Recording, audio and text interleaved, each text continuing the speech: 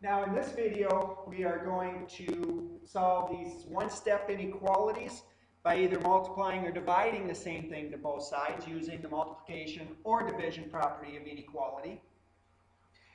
We are first going to talk about the multiplication property of inequality because that's really the only one we're going to talk about, because once again, any division can be rewritten as a multiplication.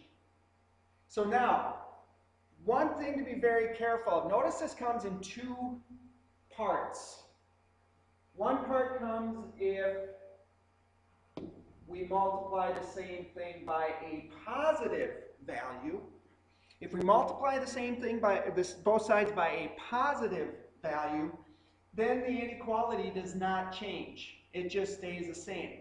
However, if we multiply or divide both sides by a negative value, then we need to flip that inequality.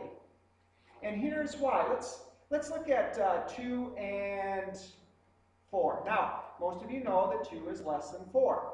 Well, what happens if we multiply both sides by -3? If we multiply both sides by -3, then we end up with -6 on the left and -12 on the right. And in this case, -6 is greater than -12. So that's just a bit of an explanation as to why we need to flip the inequality symbol when we multiply or divide both sides by that negative number. So the 6 examples that we have, in that first example, we have x divided by 3, so we are going to multiply both sides by 3 to get the x by itself. Now, when we solve this, we look at what we multiply or divide both sides by. In this case, we're multiplying by a positive number, so therefore the inequality does not change. Once we multiply or divide by a negative number, that's when that inequality changes. So then, solving this, on the left side we're left with just x because the 3's cancel. And on the right side we're left with just -6. So x is less than -6. And once again, we want to graph this, being very careful of the order of the numbers that we put on that number line. Again, a common error is putting -5, -6, -7. Don't let that be you. Okay, make sure they are in the correct order. And the circle that we have at -6 is an open circle because it's just less than. And then we pick a value to test. -7. Is -7 less than -6? The answer is yes. So then, therefore, -7, it better be in our shaded region. So we shade that direction. In example H, we have c divided by 8, so we're going to multiply both sides by 8.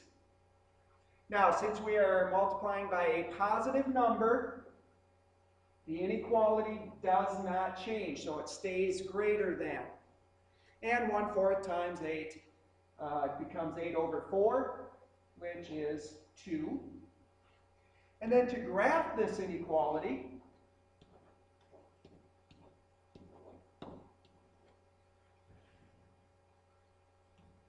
we would again have an open circle at 2, and then pick a value, say 1. Is 1 greater than 2? The answer is no. So therefore, we will shade to the right, away from the 1. Now, I is the first one where we run into the issue when we multiply both sides by a negative value. In this case, -4/3. We multiply by the reciprocal of that fraction. So then, when we do multiply that, we're left with just w on the left side. Since we multiplied by a negative value, this inequality has to switch directions.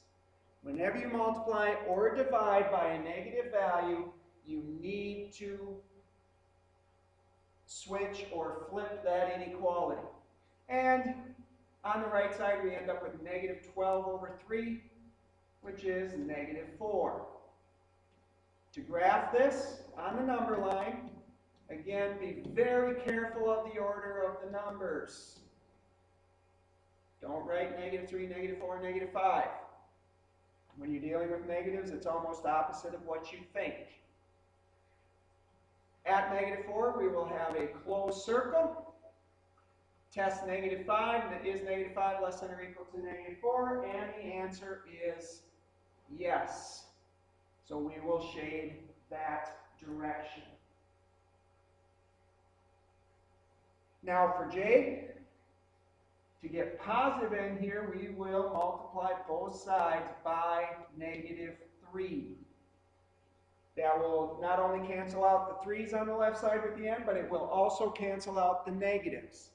And since we are multiplying both sides by a negative value, we're dealing with n, not m. Since we are multiplying both sides by a negative value, we need to flip the inequality. Negative 1 times negative 3 is positive 3. So then,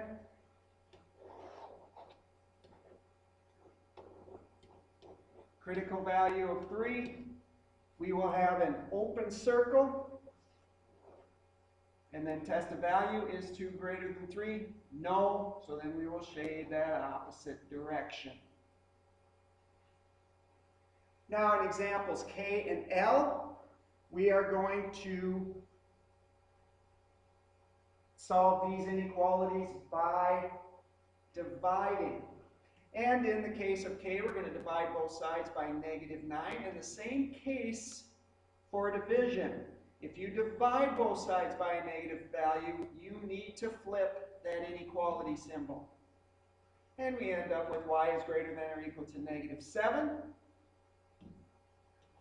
And the graph of that solution, again, being very careful of the order of the numbers, we will have a closed circle at negative 7, test negative 8.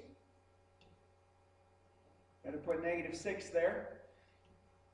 Test negative 8, is negative 8 greater than or equal to negative 7? And the answer is, of course, no, so we will shade the opposite direction. And finally, letter L, we will divide both sides by negative 5 to get the x by itself. Since we divided both sides by a negative value, we need to flip the inequality.